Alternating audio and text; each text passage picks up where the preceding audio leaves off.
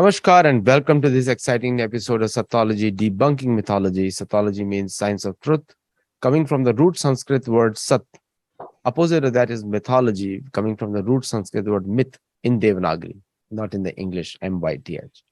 So mythology means science or study of fake, lie, or imagination. It's always our endeavor to bring or debunk the Western misconceptions or mistranslations on the Vedic Shastra or anything connected to Vedic Shastra, the terms and terminologies. I have a very special guest, and he is also working on the ground, so which makes him even more special. Without delay, let us welcome Chanchal Malviya. Namaskar, Chanchal ji. Namaste, Aditya. Namaste. So, big controversy around the Gyan Vapi Mosque, and a lot of, I would say, disparaging or disrespectful words being used for linga or Shivji's symbol. I call it Shivji's symbol, masculinity symbol. And because we all know Shivji is considered the father of all living entities because of the Gyara Rudra. And Brahmaji had given him place in 11 places, Antariksha, Vyom, like all these things which interact with senses, everything has Indra, Rudra in it. So, and his wife is the foremost. She is the Durga. She has also 11 names, mainly 11 names given by Brahma, and she is responsible for all our material well-being.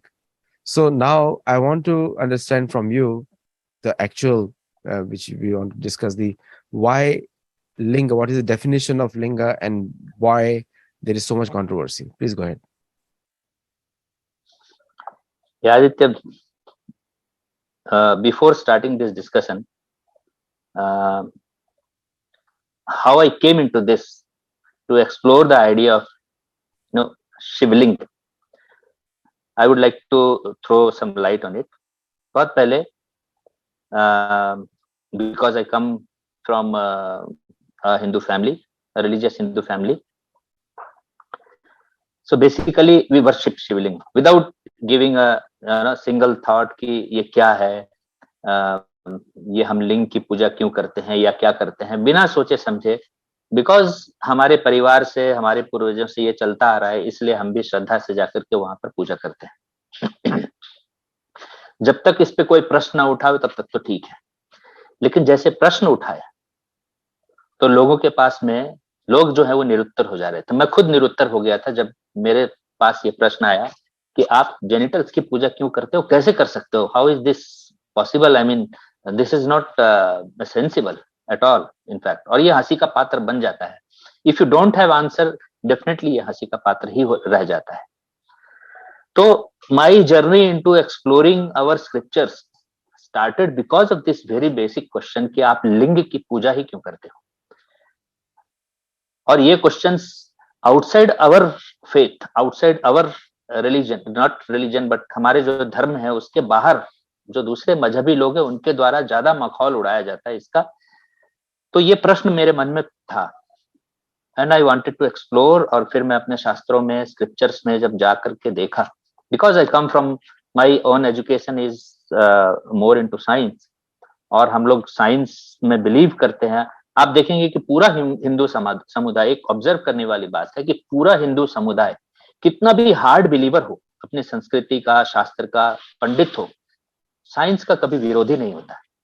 Science को स्वीकार करता है और science में ढल जाने का प्रयास करता है। इनफैक्ट जो आज हिंदू समाज अपने धर्म संस्कृति से अलग हुआ है वो भी साइंस में एस्टेब्लिश्ड है, क्योंकि साइंस और हमारी जो धर्म और संस्कृति है ये दोनों में कभी मतभेद नहीं रहा।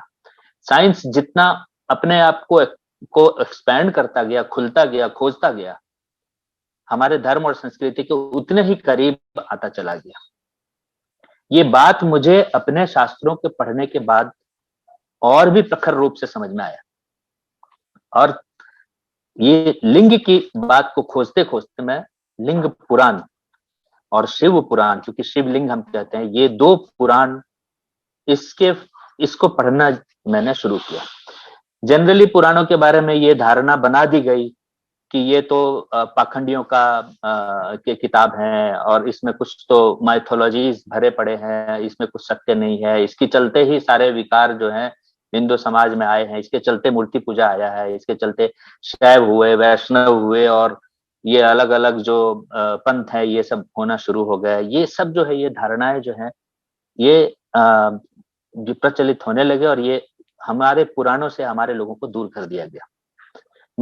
लेकिन जब मैंने, बिकॉज मेरी दृष्टि पहले से ही साइंटिफिक है, तो मैं पुराणों को उस रिलीजियस भावना से पढ़ ही नहीं रहा हूं, मैं उसे एक बेसिकली लॉजिकल रीजनिंग या साइंटिफिक एंगल से मैं उसको पढ़ने का प्रयास करना शुरू किया। और अचंभित करने वाली बात ये थी कि पुराण के पहले ही चैप्टर से, जहां पर कि सृष्टि के विस्तार से हर पुराणों में बात की गई है सृष्टि के विस्तार की, उसमें ही आप जाने के बाद जैसे आप थोड़े डिटेल्स में जाना शुरू करते हो, जो साइंस बिग बैंग के बेसिक्स को या के मिस्ट्री को ब्रेक नहीं कर पा रहा है, उसकी पूरी की पूरी डिटेल्स वहां पर व्याख्यान के रूप में रखा गया है। जब मैं बिग बैंग के उसको ब्रेक नहीं कर पा रहा है, मेरा मतलब यह है कि वो इन्फिनाइटेसिमली स्मॉल पार्टिकल बोलने का कोशिश कर रहा है साइंस उसको, जिसके अंदर इन्फिनाइट एनर्जी है, और जिसके बर्स्ट होने से वो एनर्जी मटेरियल्स के रूप में जो है सृष्टि जो है ये बनना शुरू हुआ। ये जो फिलोसॉफी है साइंस में, ये थ्योरी है साइंस में, ये कैसे हुआ, वो एनर्जी मैटर में ट्रांसफॉर्म कैसे हुआ, क्या क्या प्रक्रिया हुई, क्या क्या डिटेल्स हुए उसमें, उस वहां तक मैटर तक आने के लिए क्या क्या डिटेल्स हुए, इसके आंसर्स मैं जितना साइंस को एक्सप्लोर किया, इसके आंसर साइंस में नहीं है। इसी को खोजने की प्रक्रिया में वो गॉड पार्टिकल्स का भी एक्सपेरिमेंट हुआ, लेकिन गॉड पार्टिकल का एक्सपेरिमेंट भी पार्टिकल के है। साइंस फाइनली उस तत्व को ढूंढने का कोशिश कर रहा है जिससे ये पूरी सृष्टि निर्मित हुई, यानी उसी इन्फिनाइटेशन जो बिग बैंग का जो फाउंडेशन है, उस पर्टिकुलर तत्व तक जाने का प्रयास कर रहा है साइंस, और उसकी पूरी व्याख्यान बहुत अच्छे तरीके से, बहुत डिटेल्स में हमारे पुराणों में दी हुई है।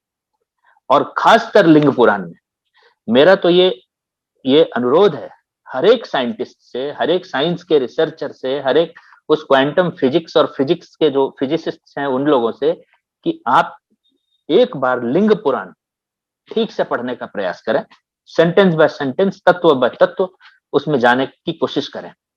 तो उसका जो उसको हम यदि एक मॉडल और डायग्राम के रूप में प्रेजेंट करना शुरू करें, जो मैं कोशिश कर रहा हूं वो बनाने का, जब करते हैं तो वो जो डिटेल्स है कि वो जिसको एनर्जी बोलने का कोशिश कर रहा है, इन्फिनाइट एनर्जी, वो मैटर के ट्रांसफॉर्म होने के बीच में क्या क्या प्रक्रियाएं हुई है, इन्हीं प्रक्रियाओं के बीच में ये शिवलिंग की बात आती है। हम यदि शास्त्रों में जाते हैं तो शिवलिंग का जो पोजीशन आता है वो यहीं पर आता है। इसीलिए उसको पढ़ने पर मेरी ये जो धारणा जो समाज में, जो विश्व में बनी हुई है अज्ञानता की वजह से, क्योंकि हम अपने इन शास्त्रों से दूर हो चुके हैं पूरी तरह से, तो वो धारणा मिट जाएगी कि ये जेनिटल्स की बात ही नहीं है वहां पर। हाँ, वहां पर तो पूरी सृष्टि की बात है। तो जो शिवलिंग है वो उसको 3 रूप में रखा गया है। एक तो सृष्टिवाचक है, दूसरा जो है वो जिसके बारे में आपने भी चर्चा की, सिंबल्स जो है वो प्रतीकात्मक है, और तीसरा जो है वो तेजस यानी ज्योतिर्मय है। ये 3 रूप में शिवलिंग की चर्चा हुई है। मैं आपको जो लिंग पुराण है उसके शुरू में ही आप कम से कम प्रथम भाग का जो 3रा अध्याय से लेकर के 15वां 16वां अध्याय तक आप अवश्य पढ़ें लिंग पुराण को। उसमें 3रा अध्याय जब शुरू होता है तो उसके पहले जो श्लोक हैं वो मैं आपको पढ़ के सुना रहा हूं, उसका अर्थ समझा रहा हूं। हम थोड़ा सा उस अलिंगो लिंगम मूलम तू अव्यक्तम लिंगम उच्यते, अलिंगः शिव इत्युक्तो लिंगम शैवम इति स्मृतम। अर्थ बहुत साफ है। उसका अर्थ है, मैं अर्थ भी आपको पढ़ के बता रहा हूं, जो कि गीता प्रेस ने उसको सिंपल हिंदी में जो उसका अर्थ रखा है उसके हिसाब से, वह निर्गुण ब्रह्म शिव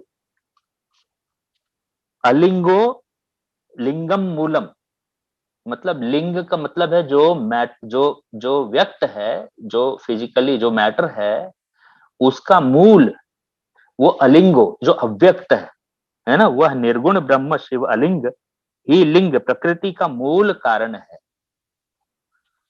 तथा स्वयं लिंग रूप प्रकृति रूप भी है। मतलब वो एनर्जी ही मैटर में ट्रांसफॉर्म हुआ है। ये फर्स्ट सेंटेंस में एक ही श्लोक में आपके जो बिग बैंग के जो फाउंडेशनल थ्योरी है साइंस के, वो इसके पहले श्लोक में उसको रखा गया है। और चर्चा किसकी हो रही है? लिंग और अलिंग, जेनिटल्स की चर्चा नहीं हो रही है। जिसको दुनिया पढ़ रही है हंसे, मूर्ख लोग, महामूर्ख है। यदि बिना जाने कोई किसी चीज पे हंसे तो उनकी मूर्खता की कोई सीमा नहीं है, वो धारणा में है, अपने ही एक प्रेजुडाइज बनाए हुए हैं, क्योंकि उनको किसी का अपमान करना है, उनको किसी का माखौल उड़ाना है। तो माखौल उड़ाने और अपमान करने के लिए आपको किसी फाउंडेशन की जरूरत नहीं है। आप एक भले भाले जीते जागते इंसान का भी का मजाक उड़ा सकते हैं, और सामने भगवान स्वयं खड़े हो जाए तो उसका भी मजाक उड़ा सकते हैं, वो अलग बात है। लेकिन उसको जानना।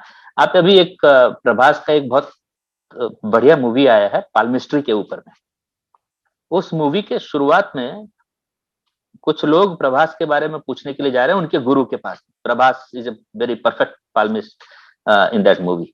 उनके जो गुरु उनके पास गए हैं, उसमें से एक साइंटिस्ट है, और वो साइंटिस्ट थोड़ा विरोध कर रहा होता है। तो उनके गुरु ने एक बहुत सुंदर वचन बोला। उनको पूछा कि आप विरोध क्यों कर रहे हैं? बोला, साइंस का काम ही है शक करना, विरोध करना, तभी तो हम सत्य को खोजते हैं। तो उनके गुरु ने उनको बहुत अच्छा वाक्य उस मूवी में यूज किया गया और उनको करेक्ट किया साइंटिस्ट को। बोला कि आपका आपका काम सिर्फ शक करना नहीं है, आपका काम जो बात आपके सामने आई है, जिसके बारे में आपको ज्ञान नहीं है, उसको खोजना भी साइंस है। केवल शक करना ही साइंस नहीं है। तो हमारे जो ये शास्त्र की बातें हैं, जो एक संस्कृति का रूप लिया हुआ है, आप जो सामने देख रहे हैं, लोग जा रहे हैं शिवलिंग की पूजा कर रहे हैं, ये एक संस्कृति का रूप लिया हुआ है। इस रूप के पीछे का जो साइंटिफिक आधार है, या जो जो फिलोसॉफिकल फाउंडेशंस हैं, उसको खोजना भी साइंस का कर्तव्य है। इनफैक्ट इवोल्यूशन ऑफ साइंस ये हुआ ही इसलिए है क्योंकि ये विश्व भारत में सोना और धन लेने के लिए आई और साथ में ज्ञान लेकर के गई। हम कोचिन ट्रांसलेशन के बारे में पढ़े तो आज से 500-600 वर्ष पूर्व यहाँ के जितने स्क्रिप्चर्स थे, वो फ्रेंच, जर्मन्स, रशियंस, ये सब यहाँ के स्क्रिप्चर्स और उनके एक्सपर्ट्स को इनके ट्रांसलेशंस करवा करवा करके मटेरियल्स लेकर के गए हैं। और आप इवोल्यूशन ऑफ जो साइंस और साइंटिफिक थ्योरीज और फिलोसफी जो वो इन्हीं 500-600 वर्ष में हुए हैं। यदि इतने विद्वान साइंटिस्ट और साइंस की इवोल्यूशन वेस्ट से होना होता तो बहुत पूर्व काल से भी हो रहा होता। लेकिन इसकी इवोल्यूशन भारत को छूने के बाद हुआ, यानी कि हमारे संस्कृत स्क्रिप्चर्स की ट्रांसलेशंस के बाद में साइंस की अंडरस्टैंडिंग वेस्ट में बढ़ी। और ये मैं मानता हूं कि टेक्नोलॉजी का एक नया रूप उन्होंने इस विश्व को दिया है, लेकिन साइंस की अंडरस्टैंडिंग वो यहीं से गया है और वो इन्हीं स्क्रिप्चर्स में लिखा हुआ है। यानी कि ये जो संस्कृति है, जो शिवलिंग की पूजा कर रहा है, वो मूर्ख लोग, वो पूजा करने वाला मूर्ख हो सकता है, लेकिन उसकी फिलॉसफी रखने वाला वो मूर्खता की फाउंडेशन से नहीं आया है। वहां पर ज्ञान और विज्ञान दोनों की फाउंडेशंस बहुत गहरी और बहुत विशाल है, और उसके फाउंडेशंस में ये शिवलिंग की धारणा जो है सामने निकली। तो शिवलिंग का जो एक रूप है वो यह है कि वो सृष्टिवाचक है। यानी बहुत स्पष्ट रूप में कहा जा रहा है कि लिंग किसको कहेंगे? तो लिंग इस पूरी सृष्टि को जो हमें दिख रहा है वो लिंग है, और इस पूरी सृष्टि को जो नहीं दिख रहा है, जो इसमें व्याप्त है और जो इसका कारण भी है, वो अलिंग है। मतलब ये जो मैटर है वो लिंग है, और इसमें जो एनर्जी व्याप्त है, जो नहीं दिख रहा है और जो इस मैटर का कारण भी है, वो अलिंग है। यदि आप एनर्जी मैटर ही समझना चाहते हो तो मैंने बोला हमारे शास्त्रों में सिर्फ एनर्जी मैटर नहीं। आप आर्य समाजों को सुनेंगे तो बोले वो उनके कहना है कि 3 सत्ताएं वो अनादिकाल से, उसकी भी चर्चा है उसमें। जो 3 सत्ताएं जो अनादिकाल से हैं, वो उनकी एक अंडरस्टैंडिंग है। वो एक विश्व, एक प्राज्ञ और एक तेजस, ये तीनों सत्ताएं अनादिकाल से हैं। मगर इसी को हमारे पुराणों ने ब्रह्मा, विष्णु और शिव के रूप में कहा। ब्रह्मा यानी बीज, विश्व, रजस ये सृष्टि, ये लिंग, ये ब्रह्मा। और विष्णु यानी योनि। अब देखो, अब जैसे हम लिंग और योनि की बात करते हैं, हमारा मन, हमारी मानसिकता, क्योंकि क्या हुआ है कि ये इन्वेजन के दौर में जो संस्कृत की एक प्योर प्रवृत्ति थी लोगों के मन में, संस्कृति में, संस्कारों में, व्यवहारों में, जो प्रवृत्ति की शुद्धता थी, वो प्रवृत्ति दूषित हो गया। और आज हम मैं अपने बचपन को याद करता हूं तो मैंने देखा है कि गांव में नारियां जो है वो भीगे कपड़े भी नदी से आकर के गुजर जाए, लोगों के मन में गलत विचार नहीं उठते थे। लेकिन आज समाज जितना खुल रहा है, मन उतना दूषित है। और इसलिए आप जैसे इन शब्दों का प्रयोग करते हो, आपके मन में सिर्फ और सिर्फ दोष जो है वो जगह कर लेता है। और ये दोष हमारा है, ये हमारे शास्त्रों का नहीं है। ये दोष आज की प्रकृति, आज की प्रवृत्ति, आज के जो परिवेश है, आज की जो धारणाएं हैं, ये दोष उसका है कि हम जैसे ही लिंग की बात करते हैं हमें जेनिटल्स ध्यान में आता है, हम जैसे ही योनि की बात करते हैं हमें जेनिटल्स ध्यान में आता है। मगर संस्कृत में ये बहुत व्यापक शब्द है, ये जेनिटल्स नहीं है सिर्फ। ये बात आपको समझना, दुनिया को समझना है कि ये जो संस्कृति है, इसका आधार संस्कृत है, इसका आधार इंग्लिश नहीं है, इसका आधार हिंदी नहीं है, इसका आधार उर्दू नहीं है, अरबी नहीं है कि आप उसको, आपके जो समझ में वो शब्द आ रहा है उसी रूप में आप देखना चाहते हैं उसको, आपका दोष है, आपकी कमी है। तो योनि शब्द जो आप यदि पढ़ेंगे पुराणों में, तो योनि शब्द विष्णु को कहा जा रहा है। यानी जो पालनहर्ता है, जो पालन की जो पूरी प्रक्रिया है पूरे सृष्टि की, हमारी आपकी छोड़िए, हम जो कंपनीज और ऑर्गेनाइजेशंस को सस्टेन करने की फिलोसॉफी जो साइंसेस बना, सिर्फ उसकी बात छोड़िए आप, पूरे सृष्टि को सस्टेन करने की जो फिलोसॉफी, उसको योनि कहा जाता है। और पूरे सृष्टि को जो स्वरूप देने का काम किया जाता है उसको बीज कहा जाता है, उसको लिंग कहा जाता है। और इन दोनों को के पीछे का जो कारण भाव है, जिनके कारण ये चीजें हुई, वो निर्बीज शिव, अलिंग, तेजस कहा जाता है उसको। ये तीन ही सत्ताएं हैं, प्रकृति कहा जाए, ये शिव यानी प्रधान प्रकृति। अब यहां पर भी है, देखो, प्रधान प्रकृति को कहा गया, पुरुष को नहीं कहा गया, प्रकृति को प्रधान कहा गया। और उसके दो रूप हैं, अव्यक्त और व्यक्त, गुणों से व्यक्त। यानी अब एक प्रश्न मेरे मन में आया ये पढ़ते समय में कि यदि मैटर आया तो मैटर के जो क्वालिटीज हैं, हाँ, जैसे हम मनुष्य, हमारा क्वालिटी, एक क्वालिटी हो सकता है क्रोध। तो ये क्रोध पहले से है या मेरे आने के बाद उत्पन्न हुआ क्रोध? ये तो गुण है क्रोध, मुझ में भी हो सकता है, आप में भी हो सकता है, अन्य पशु में भी हो सकता है, पक्षी में भी हो सकता है। तो ये सृष्टि के क्रम में ये क्रोध पहले था या जीव पहले था? ये प्रश्न है। वो प्रश्न बहुत छोटा है कि अंडा पहले था कि मुर्गी पहले था। हमारे शास्त्र में जाएंगे तो प्रश्न और सूक्ष्म होता है कि ये गुण पहले हैं, ये या गुणात्मक स्वरूप जो है वो पहले है। तो जब सृष्टि होना शुरू हुआ है तो ये गुणों का जो श्रृंखला है वो पहले बना है। इसीलिए आप पुराणों को जब पढ़ेंगे तो बहुत स्पष्ट लिखा है कि ये जो शिव की चर्चा है, विष्णु की चर्चा है, ब्रह्मा की चर्चा है, पार्वती की चर्चा है, दक्ष की चर्चा है, इसकी जो जितनी चर्चाएं हैं ये सब अव्यक्त ब्रह्म की चर्चा है। यानी ये सब मनुष्य रूप में कोई घटना घटित हुआ ऐसा नहीं, ये आपको एक इवोल्यूशन, एक साइंस के विषय में आपको बताया जा रहा है इस तरीके से, जैसे कि हम पंचतंत्र पढ़ रहे हैं। पंचतंत्र हमारे व्यवहारिक साइंस को समझाने के लिए जानवरों के माध्यम से, पक्षियों के माध्यम से उस पर्टिकुलर मैनेजमेंट साइंस को समझाने के लिए पंचतंत्र को की रचना की। अब चूंकि वो जानवर और उसकी बात की जा रही है तो हमें फट से समझ में आ रहा है कि मैनेजमेंट साइंस है। यहां पर सृष्टि की बात की जा रही है तो यहां पर भी एक पंचतंत्र रूपी जो विष्णु है, ब्रह्मा है, या ये देवी देवता है, इनकी एक रचनात्मक जो क्रियाएं हैं उसको पुराणों में समझाने का प्रयास किया गया है। यानी जो हमारे देवी देवताएं हैं, इनकी अपनी ये जो पूरी रचना में जो इनका जो योगदान है, या इनके जो इंटरेक्शंस है, इनके जो इंद्रजाल है वो देवी देवताओं का, वो पुराणों में उसकी व्याख्यान को खोल करके रखा गया। और शिव इन सब के कारण, मूल कारण सृष्टि है। तो लिंग और अलिंग ये दो शब्द बहुत व्यापक है। योनि बहुत व्यापक शब्द है। ये शब्द जेनिटल से बहुत दूर दूर तक इनका अभी तो वास्ता नहीं है। सृष्टि जब चलने लगा तो फिर बात अलग है, लेकिन अभी शिवलिंग के फॉर्मेशन में वास्ता नहीं है इनका। अब प्रश्न, अब ये बेसिक चीजें समझने के बाद में, इसको यहां पर जाने के बाद अब प्रश्न ये उठता है कि शिवलिंग जो पहला जिस रूप में हम पूजा करते हैं वो रूप क्या है, और वो रूप कहां से आया शिवलिंग का। तो शिवलिंग की सबसे पहली पूजा किसने की? शिवलिंग की सबसे पहली पूजा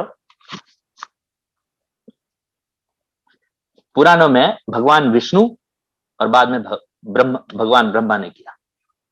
तो कहानी कहां शुरू होती है, शिवलिंग का रूप कहां से आता है कि ब्रह्मा और विष्णु में महायुद्ध चल रहा है कि कौन बड़ा है, और ये युद्ध समाप्त नहीं हो रहा है। तब अचानक उनके बीच में प्रकाश का एक अनंत जो है स्तंभ वो खड़ा हो जाता है, ये तय करने के लिए। और भगवान शिव उनको कहते हैं कि जो मेरा अंत पता करके आएगा वो बड़ा है। तो भगवान विष्णु वराह का रूप लेकर के नीचे की ओर चले जाते हैं, पाताल की ओर नहीं, और भगवान ब्रह्मा जो है वो हंस का रूप लेकर के ऊपर की ओर उड़ जाते हैं, और दोनों को अंत नहीं मिलता उस प्रकाश का, और हार करके दोनों आ जाते हैं। जब दोनों आ जाते हैं तब उन्हें लिंग की दर्शन होती है, और वो लिंग का स्वरूप जो है वो पुराणों में जो है चर्चा किया गया है कि वो लिंग का क्या स्वरूप है। उसमें वहां पर ओम की जो है पहली बार चर्चा हुई कि ओम कैसे प्रकट हुआ है, लिंग यानी ओम है वो कैसे प्रकट हुआ। आप ओम शब्द के विषय में अब कितना सत्य है पता नहीं, लेकिन आप गूगल बाबा तो हमें ये भी बोलते हैं 432 हर्ट्ज है, 432 इक्वल टू 9 होता है। हमारे 4,32,000 वर्ष की एक युग के कल्पना है, 9 पूर्ण अंक है। ये सब जो अंक भी है ये सब हमारे शास्त्रों में बहुत तरीके से रखा गया। वो कितना सही हो अलग बात है, लेकिन जो ओम है उसकी जो चर्चा है हमारे शास्त्रों में, उसका प्राकट्य यहाँ पर शिव, विष्णु और ब्रह्मा लिंग रूप में शिव ने विष्णु और ब्रह्मा को जो अपना स्वरूप दिखाया है वो ओम का स्वरूप है। और ये ओम जो नाद है इसमें यानी वो अग्नि का स्थान, और फिर और फिर मौ जो है मध्य का स्थान, चंद्रमा का स्थान, और जो है वो सूर्य का स्थान, जो है वो अग्नि का स्थान। अग्नि, सूर्य और चंद्रमा, इन तीनों को जिससे कि जीवन चलना आवश्यक होगा पृथ्वी पर, इस तीन रूप में जीव तत्व तक जाने के लिए ओम की ध्वनि का जो स्वरूप है वो उसमें बताया गया है। इसी में तीनों वेद की उत्पत्ति है। ऊ से ऋक है, औ से यजु है, और मौ से साम वेद है। तीनों वेद की उत्पत्ति यही इन्हीं ध्वनियों से हो रही है।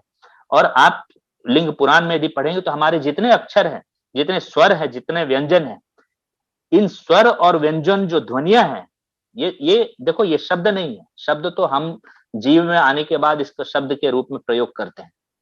आप यदि सुनना चाहते हो ओम की पूर्णता को, जो कि सृष्टि में सब जगह हमें एक वाइब्रेशंस के रूप में व्याप्त है, तो आप कभी शंख उठाकर उसको कान में लगा करके सुनो। ये जो ब्रह्म शब्द ओम है, ये आपको अभी ऐसे सुनाई नहीं, कितने भी साइलेंस में आप हो, कितने भी क्लोज्ड साइलेंट रूम में हो, कहीं से ध्वनि नहीं आ रही हो, आपको कान में कुछ सुनाई नहीं देगा। आप शंख उठाकर उसके जो कटे हुए पार्ट है उसको कान पे ला करके दो, आपको एक ध्वनि सुनाई देगी।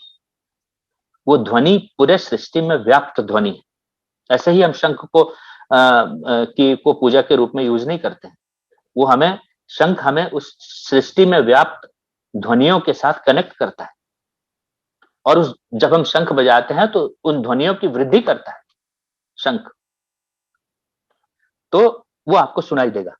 कोई भी शंख उठा करके आप किसी भी जगह पर आप सुनो, तो ये जो ध्वनियां है ये वाइब्रेशंस, इसको शब्द बोलते हैं। आप जिसको क्वांटा बोलते हो, आपने उसे क्वांटिफाई करने की कोशिश की है उन फोटोन्स को या वाइब्रेशंस को, जो भी है उसको हम लोग सिंपल संस्कृत के शब्द में शब्द कहते हैं, जो पूरे आकाश में व्याप्त है, पूरे आकाश में, पूरी सृष्टि में व्याप्त है।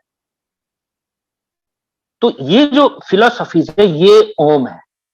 और ये ओम जो है, ये दाएं बाएं आगे पीछे जो साउथ नॉर्थ ये सब डायरेक्शनल, मल्टी डायरेक्शनल जो है वो परिधि बन रहा है शिवलिंग का। परिधि जो शिवलिंग पहले पुराने ओरिजिनल शिवलिंग की परिधियां हैं वो ओमकारमय परिधियां हैं, और उसके ऊपर ब्रह्मा, नीचे विष्णु उसको लिए हुए हैं सृष्टि को धारण के, एक पालन करने के लिए, एक सृष्टि करने के लिए। इसलिए सृष्टि करने के लिए ऊपर ब्रह्मा, नीचे विष्णु उसको धारण किए हुए।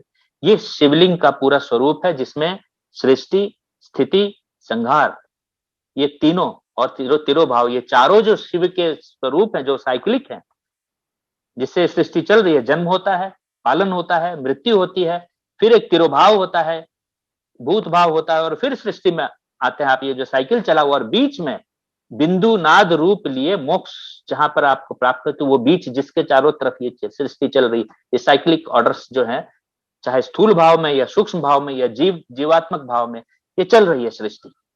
ये रूप को शिवलिंग के रूप में प्रथम बार विष्णु और ब्रह्मा ने उस अपने युद्ध के पर्यंत उसको देखा और उसकी आराधना की। वहां पर आप लिंग पुराण में आप पढ़ना, भगवान विष्णु ने शिव की वहां पर बहुत ही खूबसूरत पूजा की है, और उनकी की पूरी व्याख्या की है कि उनका स्वरूप क्या है शिव का।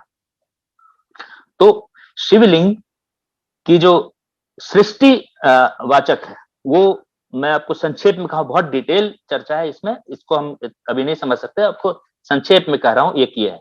दूसरा जो शिवलिंग का आता है वो प्रतीकात्मक होता है। प्रतीकात्मक मतलब कि जैसे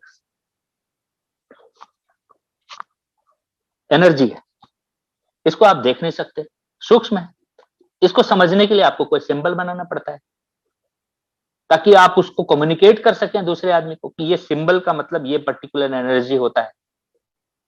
इलेक्ट्रॉन को आप एक तरीके से लिखते हैं, प्रोटॉन को, न्यूट्रॉन को, या क्वांटम को, क्वांटा को आप सिंबलाइज करते हो, तभी आप कम्युनिकेट कर पाते हो। उसको प्रतीकात्मक कहते हैं। इसका मतलब ये नहीं होता है कि वो आपने जो लिख दिया वो क्वांटा हो गया। उसी तरीके से जब ये लिंग का रूप लिया, यानी सृष्टि का रूप लिया, तो जितने भी सृष्टि में तत्व हैं सब लिंग रूप, सब, यानी मैं एक लिंग हूं, प्रतीकात्मक हूं। किस चीज का? जिसको मेरा नाम बोधित कर रहा है और आप मुझे उस नाम से आइडेंटिफाई कर रहे हो, तो वो एक लिंग रूप है। ये घर एक लिंग रूप है।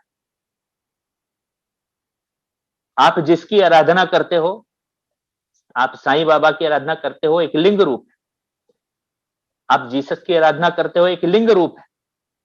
सब लिंग है, उससे परे कुछ नहीं है, सब लिंग है, प्रतीकात्मक, सब, एवरीथिंग इज सिंबॉलिक। आप जीसस की मूर्ति, जीसस तो वो नहीं, जीसस तो बहुत पहले थे, लेकिन मूर्ति आप बनाते क्यों? प्रतीकात्मक है, लिंग रूप है।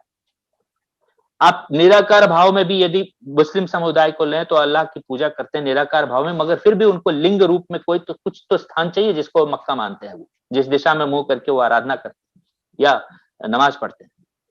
तो लिंग आवश्यक है आपके ध्यान को केंद्रित करने के लिए, लिंग आवश्यक है, लिंग रूप प्रतीकात्मक, प्रतीक जरूरी है। हम जितने ये इंग्लिश के अल्फाबेट्स पढ़ते हैं, आप बात करते हैं, ये सब क्या है? ध्वनियों का लिंग रूप है ए। आप उसको लिखते और बोलते ए है, इस ध्वनि का लिंग रूप है वो। तो पूरी सृष्टि जो कुछ भी आपको दिख रहा है सब लिंग रूप है, सब लिंग रूप। इतना व्यापक शब्द है लिंग। तो पूरी सृष्टि को यदि प्रतीकात्मक रूप में देखना है, सृष्टिकर्ता को और सृष्टि को, तो वो शिवलिंग है। तो सृष्टि का प्रतीक है वो, सिंबल है। और तीसरा जो रूप है वो ज्योतिर्रूप रूप है।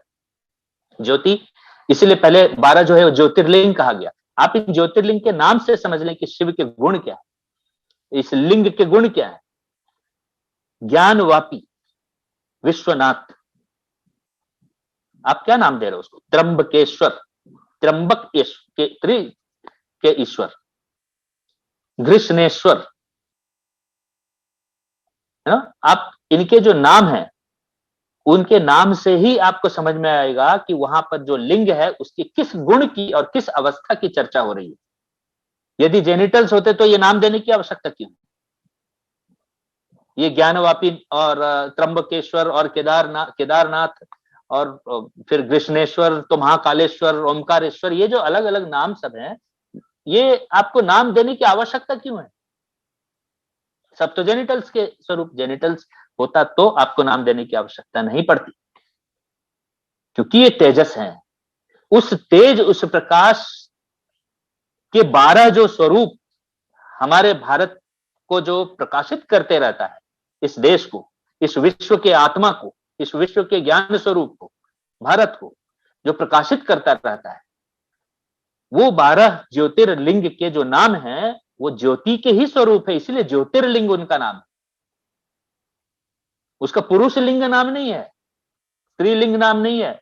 महाशय, आप लोगों से प्रणाम करके मैं इस बात को स्पष्ट कर रहा हूं, उसका ज्योतिर्लिंग नाम है, ज्योति का प्रतीकात्मक स्वरूप है वो। ये 3 स्वरूप आपको मैंने बताया शिवलिंग के, जो हमारे पुराणों से निकल के आ रहा। मैं अपनी कोई बात नहीं कर रहा हूं, मेरी कोई समझ नहीं है, बुद्धि नहीं, मैं अभी भी समझने का प्रयास कर रहा हूं कि उसमें और क्या क्या बातें लिखी हुई है। शायद उम्र गुजर जाए, वेद व्यास जी की रचना के कुछ तत्वों को हम समझ जाए तो हम सार्थक मानेंगे कि जीवन सफल रहा।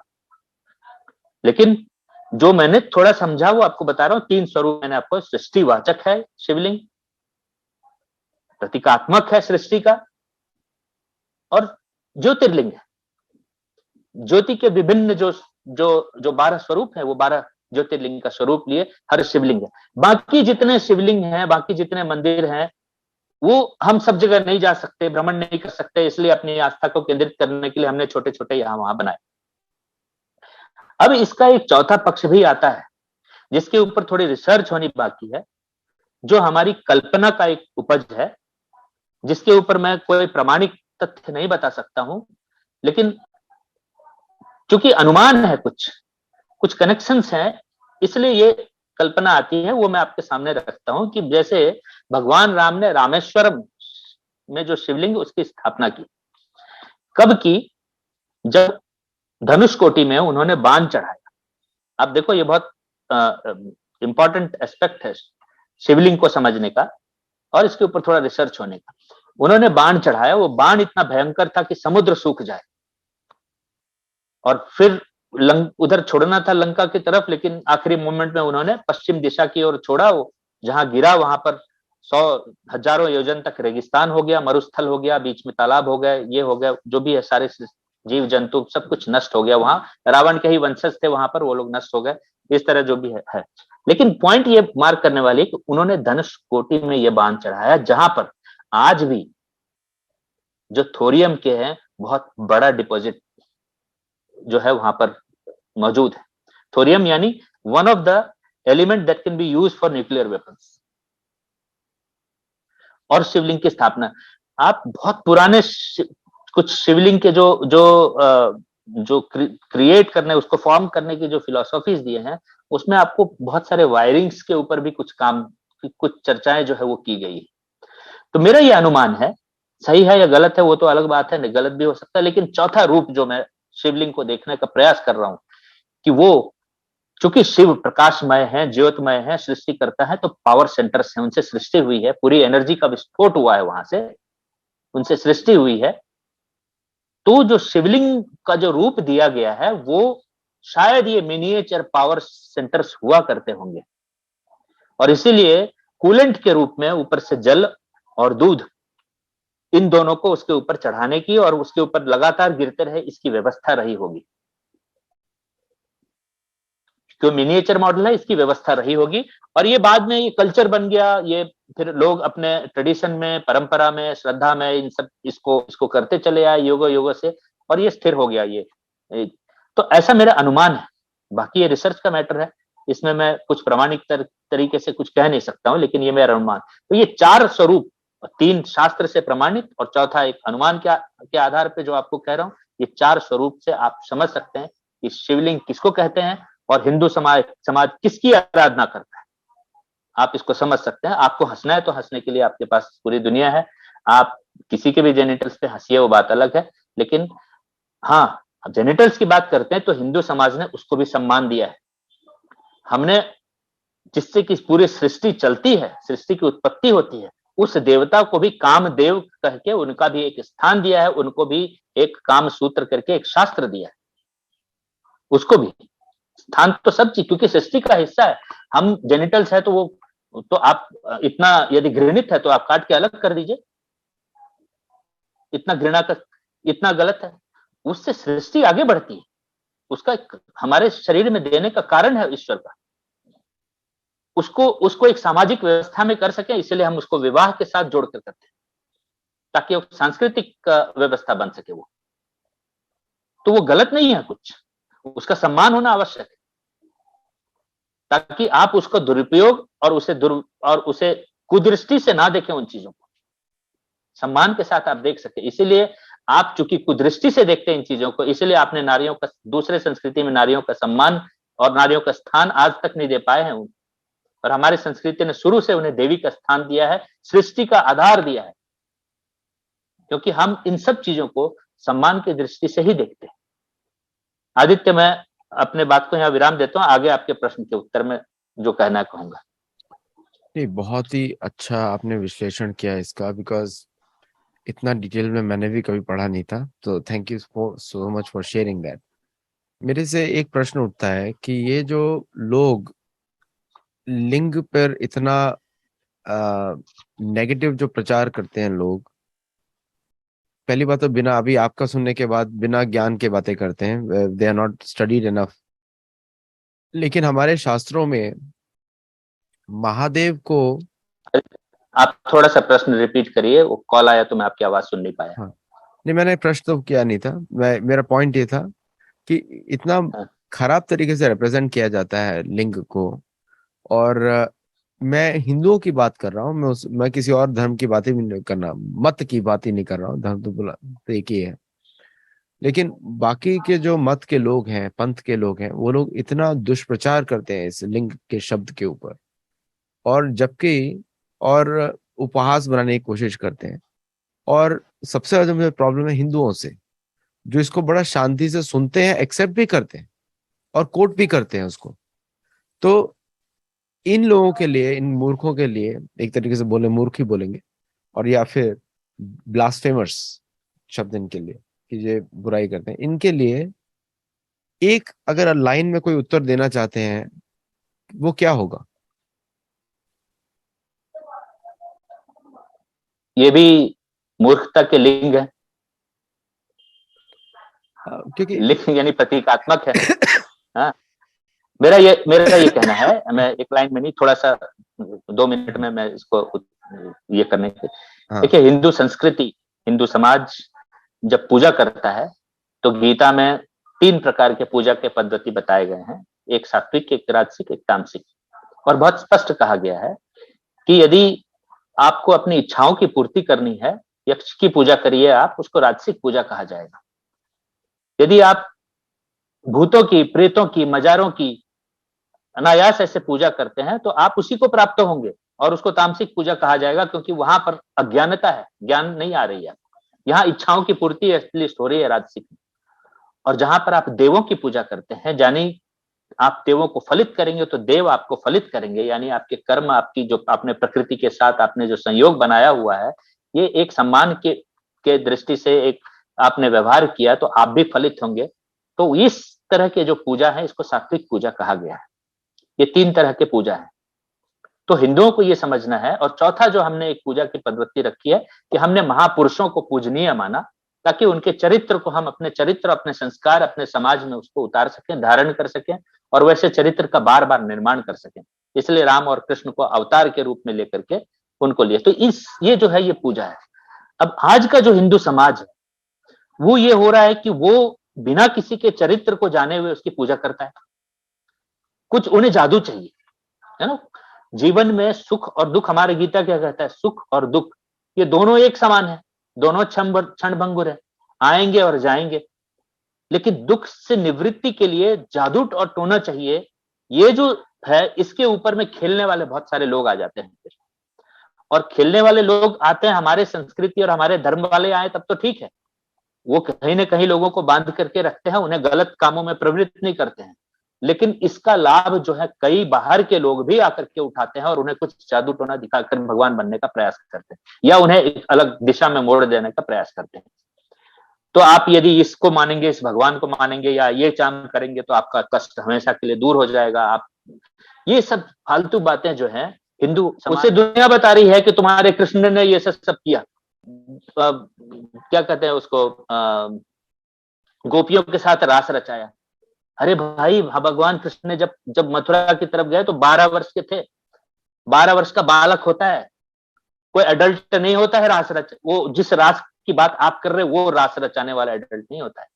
यहाँ कृष्ण की रास की जब चर्चा होती है तो आप पढ़ेंगे तो कृष्ण तो वो अनंत अनंत अनंत अनंत कोटि आनंद की अवस्था जो है उस वो होती है जो ईश्वर को पाने के बाद लोगों को प्राप्त होता है। वो गोपियों को प्राप्त हुआ कृष्ण से। तो कृष्ण तो बालक है उस समय में।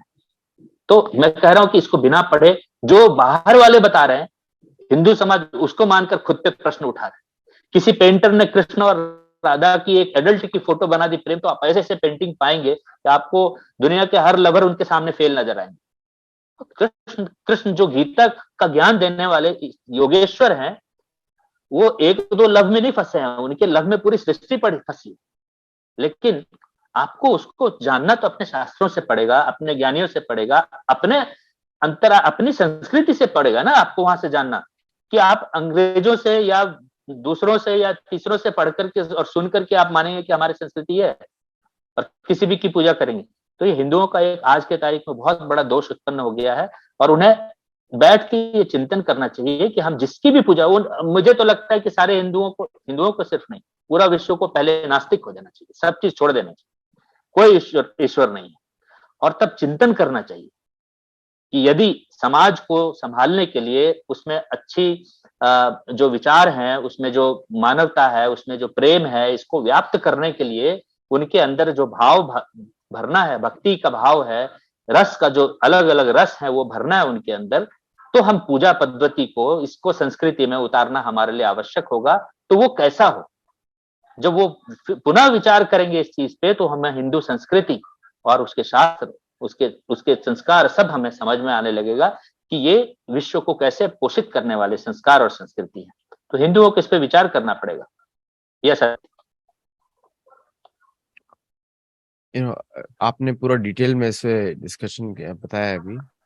एक एक मेरी टिप्पणी है इसके ऊपर, क्योंकि देखिए क्या है कि लोग शास्त्र पढ़ते नहीं है और विकिपीडिया और गूगल के माध्यम से बात करते हैं, और गूगल पे और यूट्यूब पे तो बहुत सारे नेगेटिव वीडियोस हैं जो कि शिव जी को गलत तरीके से दिखाते हैं। मोस्ट ऑफ द वीडियोस दूसरे पंथ और मतों ने बनाए हैं, अब्राहमिक फेथ के लोगों ने बनाए हैं, या फिर उनका ये क्राइटेरिया रहता है कि हिंदुओं पे आक्रमण किया जाए, क्योंकि हिंदू एक सॉफ्ट टारगेट है। उन सबको मालूम है ये अपने शास्त्र खुद नहीं पढ़ते और ये हमेशा चाहते हैं शॉर्टकट की किसी से सुन ले, और उसके चक्कर में लाख लोगों से सुनते हैं, फिर लाख तरह की धारणा बनती है और टोटल कंफ्यूज्ड, और फिर अपने आप को सनातनी योद्धा बना बना के उल्टा सीधा घूमते रहते हैं, है ना। ये मैं सनातनी योद्धाओं की बात कर रहा हूँ, क्योंकि वही हाँ लोग हाँ सबसे हाँ। ज्यादा दुष्प्रचार करते हैं। तो उनके विषय में आप क्या बोलेंगे कि सारे इतने सारे वीडियोस देखने चाहिए या फिर शास्त्र से डायरेक्टली पढ़ना चाहिए? आप म्यूट पे हैं।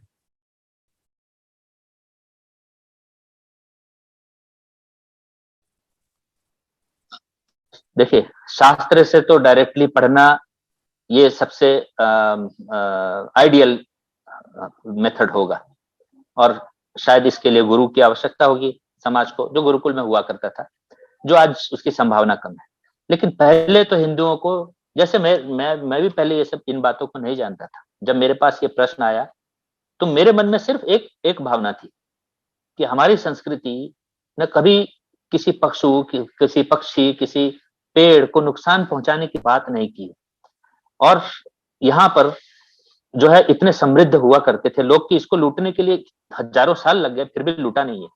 इतने समृद्ध लोग थे, इतने शांति प्रिय लोग यदि थे यहाँ पे, राजा लड़ते भी यदि थे, दो अहंकारी राजाओं के बीच में युद्ध हो भी गया तो बाहर किसी मैदान में हुआ, प्रजा को कोई छूता नहीं था।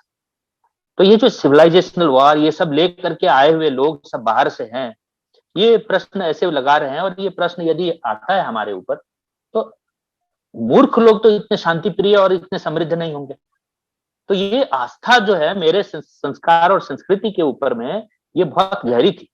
तो मैंने प्रश्न जरूर सुना, उत्तर उस समय जरूर मेरे पास नहीं था, लेकिन मेरा जो विश्वास था वो दृढ़ था कि हमारी संस्कृति की फाउंडेशन बहुत गहरी है। इतना कि इनको समझिए, जो सवाल उठा रहे हैं इनको समझ नहीं आ रहा है, और मुझे आज समझ में नहीं आ रहा है, मैं खोजूंगा तो मुझे उत्तर मिलेगा। तो हिंदुओं को एक आस्था ये रखनी चाहिए कि विश्व कुछ भी कर ले, कुछ भी बोल ले, मगर ईश्वर की खोज में वो भारत के आसपास कभी नहीं पहुंच सकता, और है भी नहीं, वो है भी नहीं। मैं तो ये भी बोल रहा हूं अब कि जो विश्व ईश्वर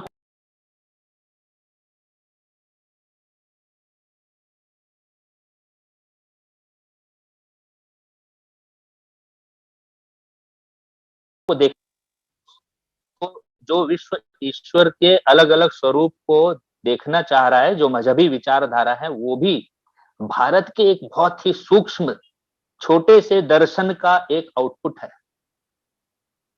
ईश्वर के आह्लाद के रूप का को आपने एक नाम देने का कोशिश किया। अनंत खुशी जहां हो तो उसको हम आह्लाद कहते हैं। ईश्वर आला उद्दल हमारे बहुत दो वीर योद्धा रहे हैं यहाँ। उस एक एक एक स्वरूप के ऊपर में आप कुछ चलाते हो। उसी तरीके से ब्रह्म और अब्रह्म,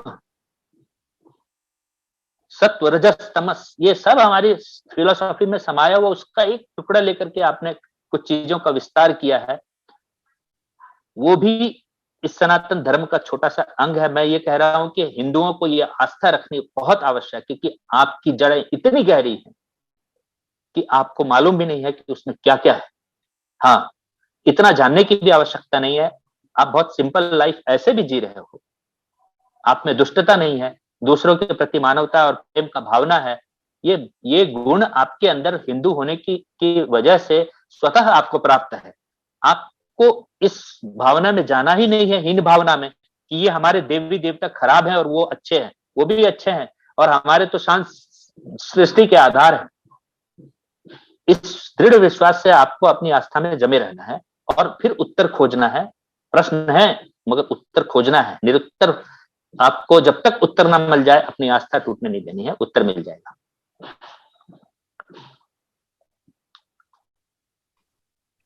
Aditya, thank you so much, Chanchal, for coming on the show and sharing your views on Linga. And viewers who are watching it, do comment on the show and share widely so that we know that you learned something from this video. तो बहुत बहुत धन्यवाद। फिर हम लोग मिलते हैं थोड़ी देरों में। धन्यवाद धन्यवाद धन्यवाद आदित्य जी। Thank you. नमस्ते।